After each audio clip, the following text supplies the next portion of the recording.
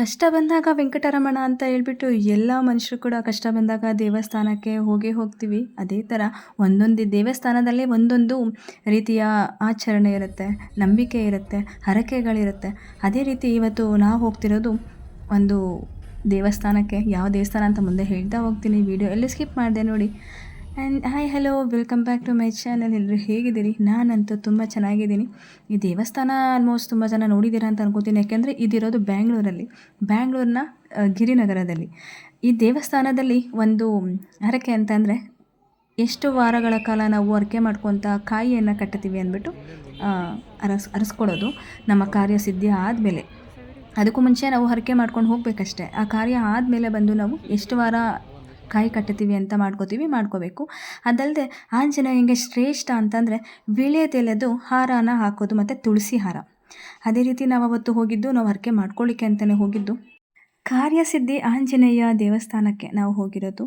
ಈ ದೇವಸ್ಥಾನದ ನಂಬಿಕೆಯ ಪ್ರಕಾರ ನಾವು ಏನು ಹರಕೆ ಮಾಡ್ಕೋತೀವಿ, ಆ ಹರಕೆ ಪ್ರಕಾರ ಎಷ್ಟು ವಾರಗಳು ನಮ್ಮ ಕೈಲಿ ಎಷ್ಟು ವಾರ ಆಗುತ್ತೆ ಅಷ್ಟು ವಾರ ದೇವಸ್ಥಾನಕ್ಕೆ ಹೋಗಿ ಅಲ್ಲಿ ತೆಂಗಿನಕಾಯಿಯನ್ನು ಕಟ್ಟಿ ದೇವಸ್ಥಾನದ ಗರ್ಭಗುಡಿಯ ಸುತ್ತ 101 ಪ್ರದಕ್ಷಿಣೆ ಹಾಕೋದು ಈ ದೇವಸ್ಥಾನದ ಪ್ರಸಿದ್ಧಿಯಾಗಿರುವಂಥ ಒಂದು ಹರಕೆ.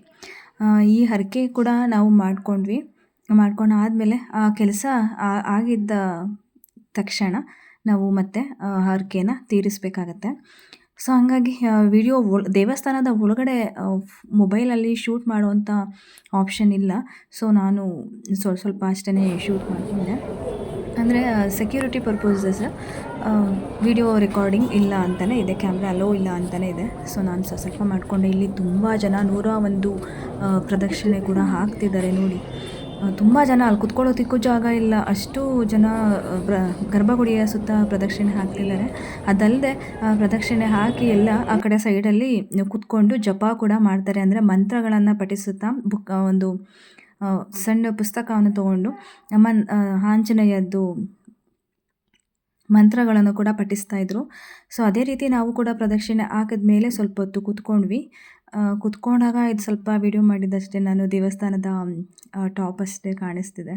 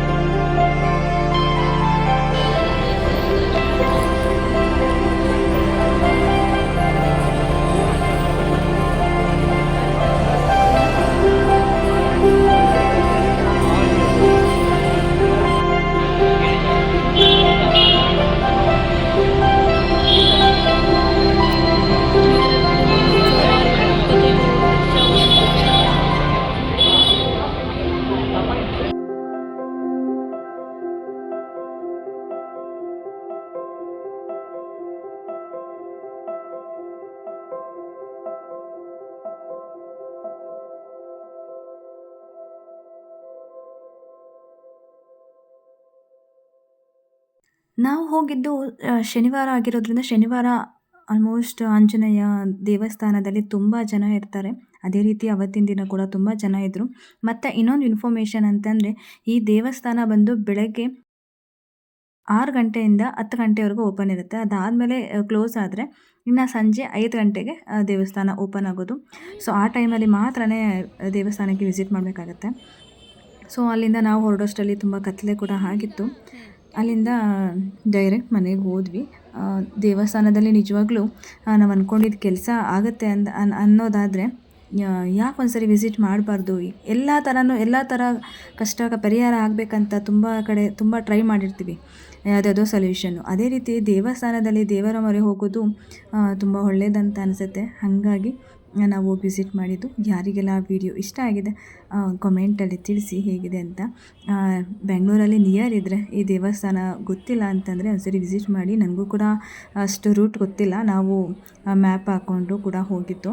ಗೊತ್ತಿದೆ ಅಲ್ಲ, ಈಗ ಮ್ಯಾಪ್ ಹಾಕ್ಕೊಂಡು ಆರಾಮ್ಸೆ ಯಾವ ಪ್ಲೇಸಿಗೆ ಬೇಕಾದ್ರೂ ನಾವು ವಿಸಿಟ್ ಮಾಡ್ಬೋದು. ವಿಡಿಯೋ ಹೇಗಿದೆ ಅಂತ ಕಮೆಂಟಲ್ಲಿ ತಿಳಿಸಿ. Thank you.